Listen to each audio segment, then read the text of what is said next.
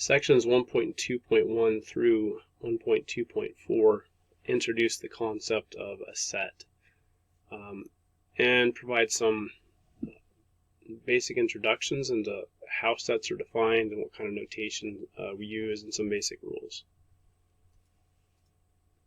So the first thing is the definition of a set.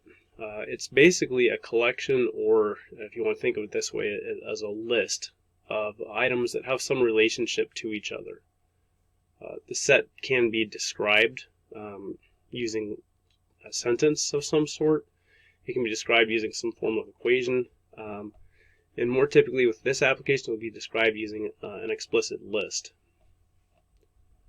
So sets may include types of shoes, all even numbers, fruits, or a murder of crows. My daughter thought that would be funny because it's the same thing as a flock for crows. So in that case, it would be a set of the specific individuals inside of that flock of crows, basically. Okay, so a member is an individual inside of a set. It could also be called an element. So going back and referencing the first page, the first slide, I had shoes, or all types of shoes.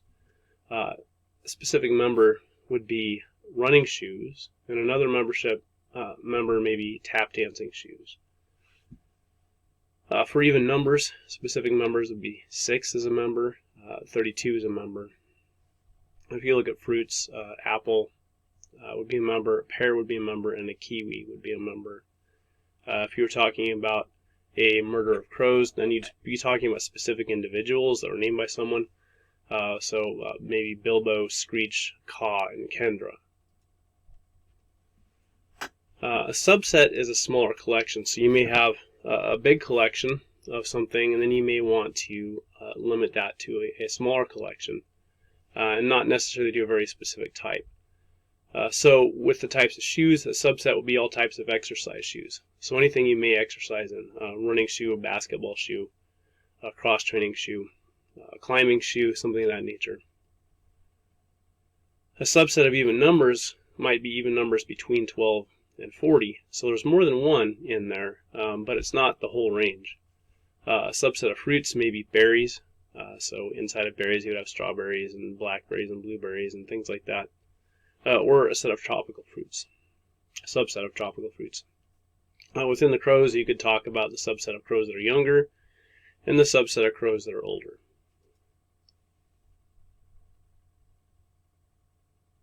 The set notation that we're going to use primarily for this class is an explicit list for a set.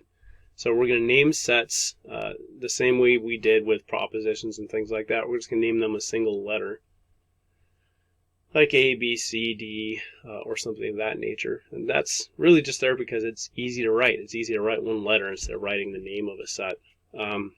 And to list the elements out, we're going to use a list inside of curly braces. So you would specify A is equal to, and then open up with a curly brace, and then have the members of the set listed with commas between them and another closing curly brace.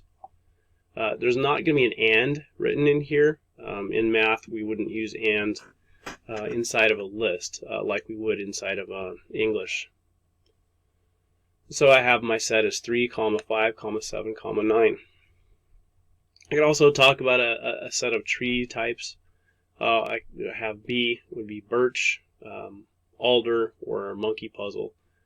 Tree separated by commas. The only thing that matters is the curly brace at the beginning and the end, commas separating. One thing that's important is that a set doesn't contain an element twice. Those are all filtered out. So if I had a set of odd numbers, 3, 5, 7, 9, I wouldn't list 5 a second time. I would only list it once. And in the list of trees, alder would not appear in the set twice. The last thing is that the order of a set doesn't matter, but it's convenient. So with the odd numbers, it would be nice to list them in increasing order, 3, 5, 7, 9. It makes it easier to access and review the set. That that, though it's more convenient, is not any more valid than 7, 3, 5, 9. Okay, and the same thing for that a set of types of trees. The monkey puzzle could be listed second instead of being listed third.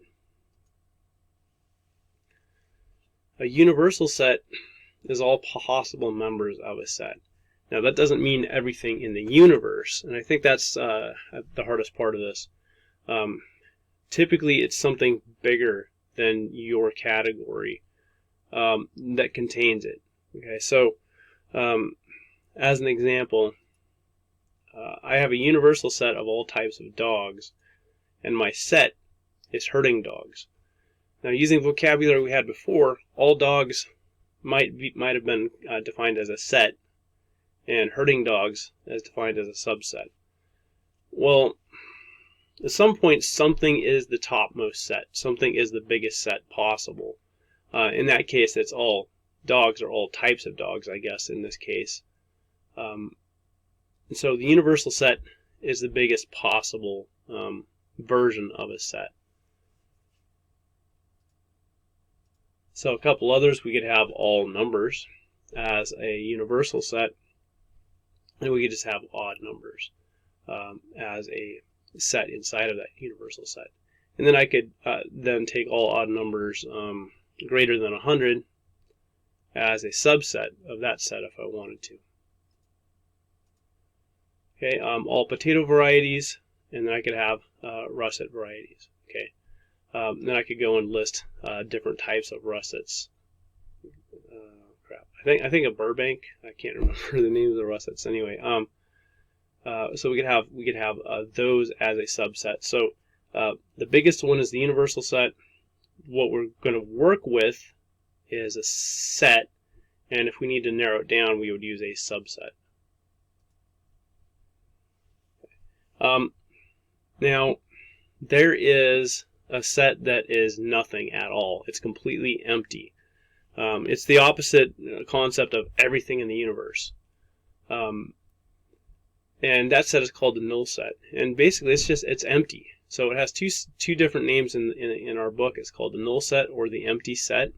It contains absolutely nothing. And if I were to list it explicitly, I'm going to define a set called B. And in the list, I'll put the curly braces, but I won't put anything. That leaves it empty, right? I could also say B is equal to not. So I've got an O with a big cross through it. Or I could just say B is equal to 0. May also be an acceptable way of listing a null set.